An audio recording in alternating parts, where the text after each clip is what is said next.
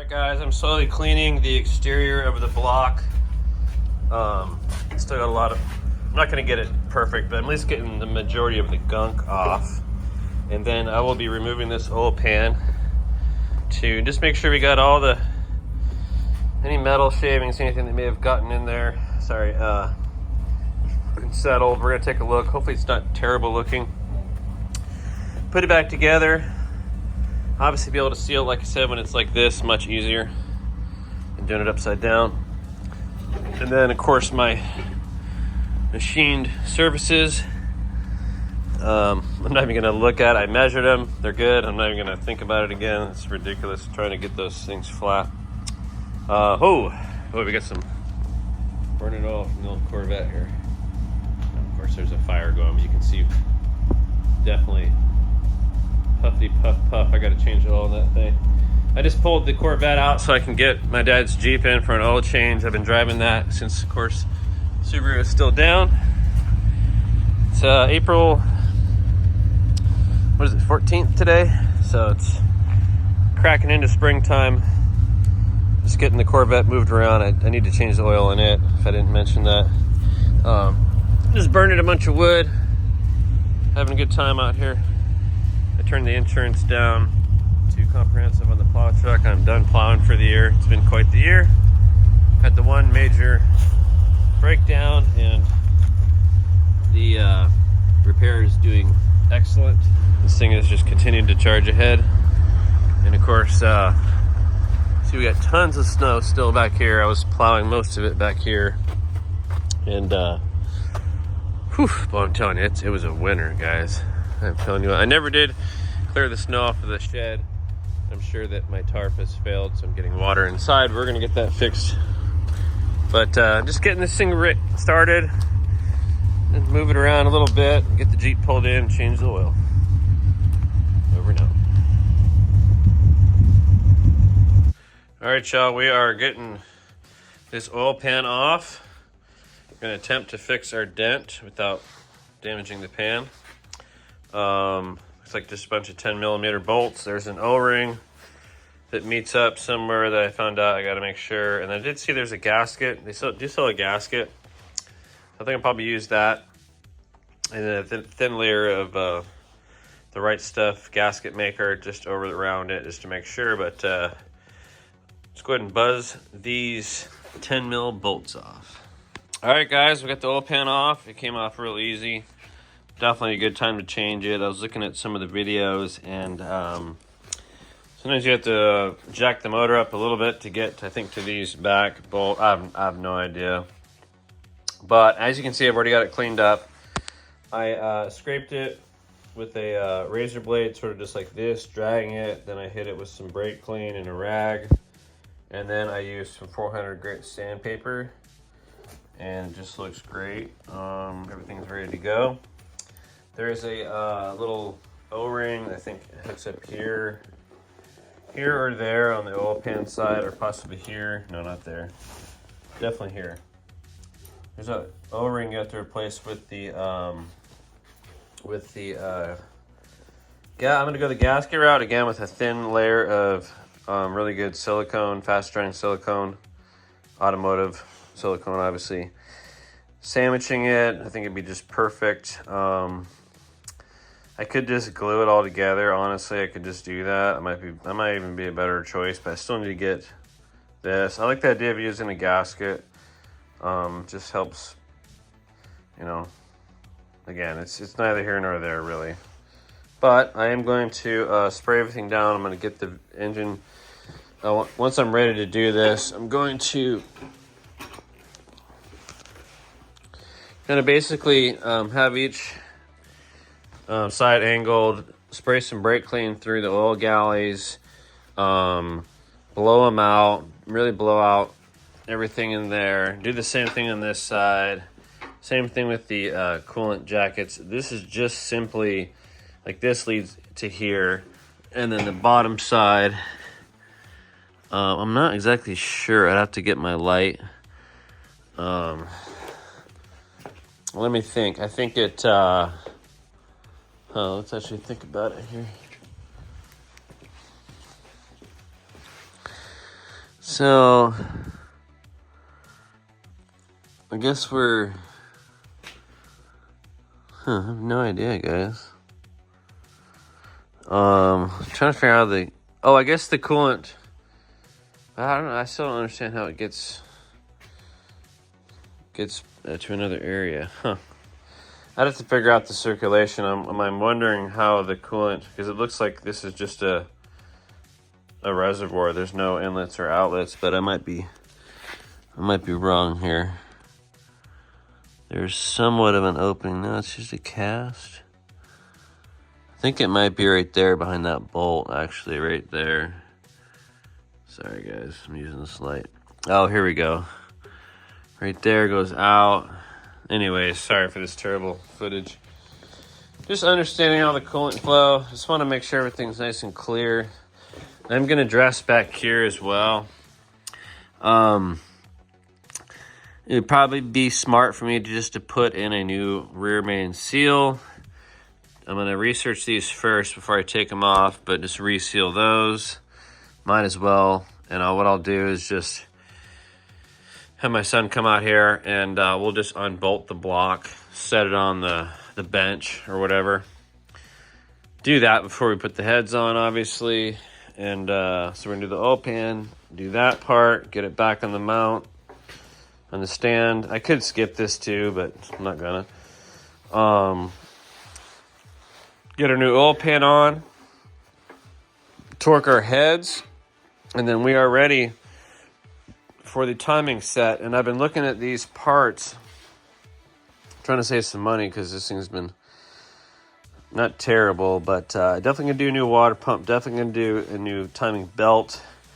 But I'm actually looking at a little closer at the tensioner, the idler gear. I think they're in good condition. I might spring for a tensioner, but again, I'm gonna hold it if it looks okay. I mean, the problem is it could or could, I can't tell if it's leaking or not. Usually you can just look at it, and that is some fluid there, but I also had the power steering leak that was washing over. I'm just gonna replace it. There's no way I'm gonna, yeah, it's just dumb. These bearings look brand new though. I'll look at these closer. I'll clean them and listen to them. Not a big deal. But the timing kit itself, it comes with the water pump, tensioner, pulleys, idler gear, I believe, belt. It's like $350, $380. It's not cheap. And then a clutch kit I have to get is also around that price. So I'm looking at still another, $700. But not bad. That's my price at O'Reilly's. I get a deal, so it's even more expensive. But again, this thing should drive for another 100,000 miles or so, as long as everything is legit. And that's what I'm about, is reliability, and then be able to get some of these other vehicles figured out. Anyways, guys, I'm gonna stop it here. I think I might go inside, but I'm gonna continue on. I'm having trouble with the internet. I'm listening to a chess tournament, the candidates right now. But I've been dousing this with engine degreaser, scratching on. It's got a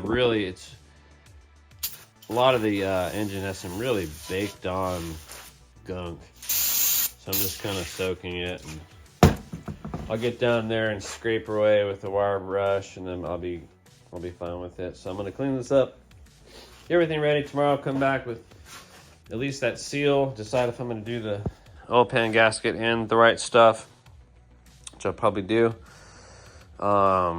Get them things get them bolts nice and tight. I got the bolts soaking in some brake clean. I'll get these cleaned up tomorrow. And let's get a better view of those there.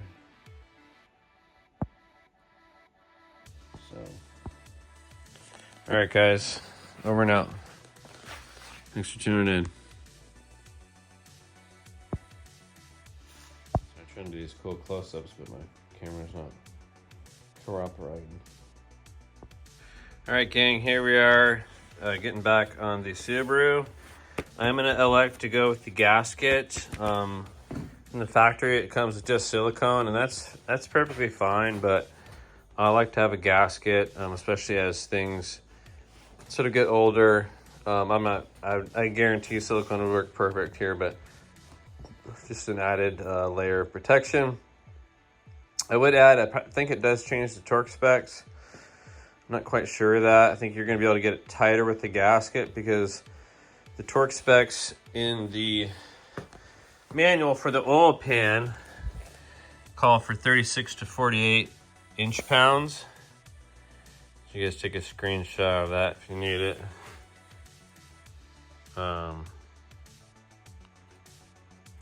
Anyhow, so you're going to be able to go a little bit tighter with the gasket. So we'll see.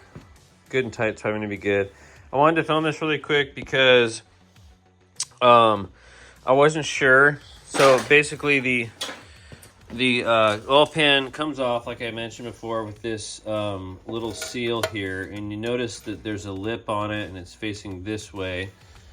And so I've got the same seal in the kit.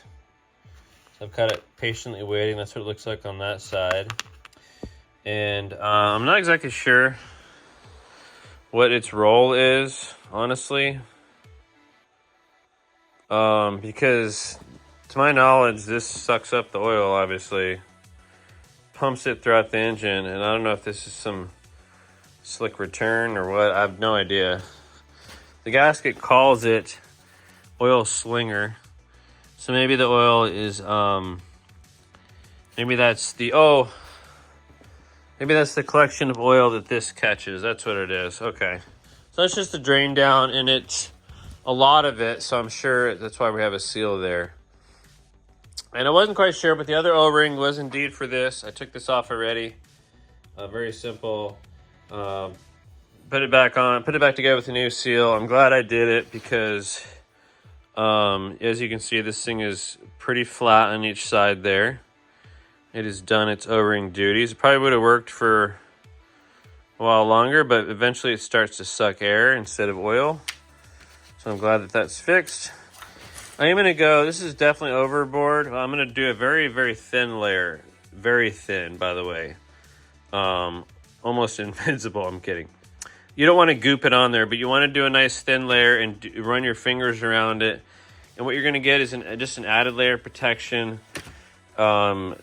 Even something like this you might want to revisit, you know, a month or two later, 3 months, just retorque.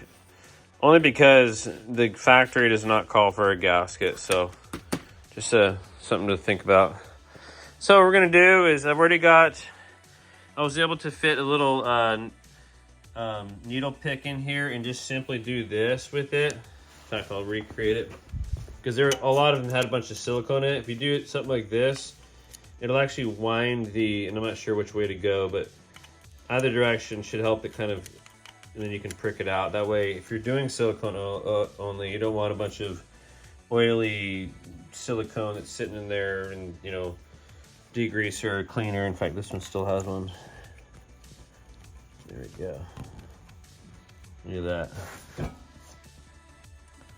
So then we're just gonna, I'm doing this with my left hand, which is not that easy here.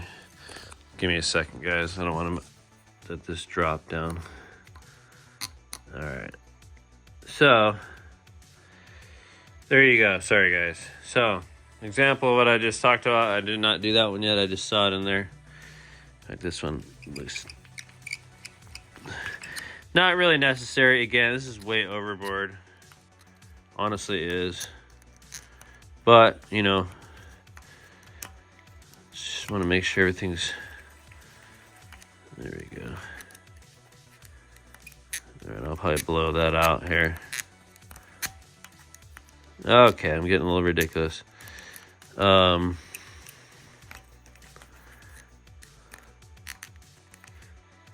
Okay, let me do this here. Alright,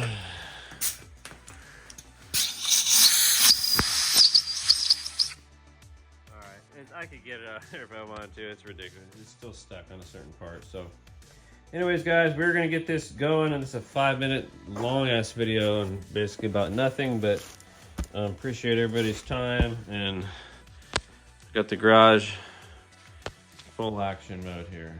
Over and out. All right, guys and gals, we got the block surface cleaned and brake cleaned. I'm gonna go over it one more time probably, because I did kind of a continuous swipe. And more importantly, we've got our oil pan all cleaned up. We removed our dealy bobber. We will install that here in a second. I used this sort of a plastic. This really worked well to go over this surface in the grooves and then across it, and I'm really happy with how that turned out. I also used that on the oil pan itself because it is just caked. I still have that whole corner. The oil pan was just caked, and so you do want to, you know, it's very minimal, but the oil pan does serve as a cooling effect, I guess, if you will, with the wind hitting the front of it. So if it's caked with a bunch of gunk, grease, and gook, it's actually insulating the oil pan and keeping your oil a little bit warmer than it should be. So I'm not going to worry about what's left. This literally was just, the whole engine is just gunky trunky. And as you can see, I'm going to do one final cleaning of everything, but we're going to install this.